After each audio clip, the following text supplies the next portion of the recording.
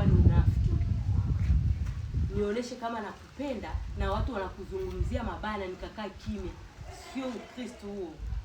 Unajua mwanamke ni jeshi kubwa. Mwanamke anatetea ndoa yake. Sisi wanawake tuna nguvu, na popote palipokuwa mwanamke hakuna kitu kinashindikana. Sasa we ndugu yangu, unaongelewa mabaya sana.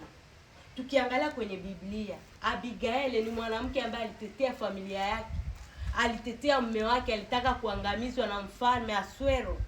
Lakini gisi ni mwanamke ana nguvu, alisimama mbele ya mfalme akamtetea mume wake, na mume wake alitafuta kuuiwa na mfalme, akakuwa vizuri. Sasa ndugu yangu, kwa nini unafanya hicho kitu? Wewe kweli unakufanya huo ujinga unaofanya? Sijapenda ndugu yangu.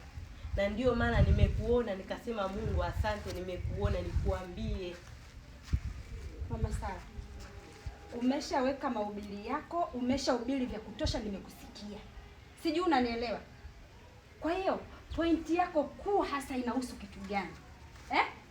Nisikilize nikuambie. Kila mtu hapa duniani ana maisha yake. Na kila mtu anakula kwa urefu wa kamba yake. Nisikilize. Naomba tusifuatiliane. Naomba usiingie kwenye anga zangu.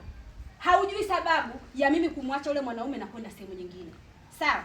Kama kweli wewe ni mtakatifu, kama kweli wewe ni Mkristo ambaye umeokoka, mbona unashindwa kujiombea maisha yako?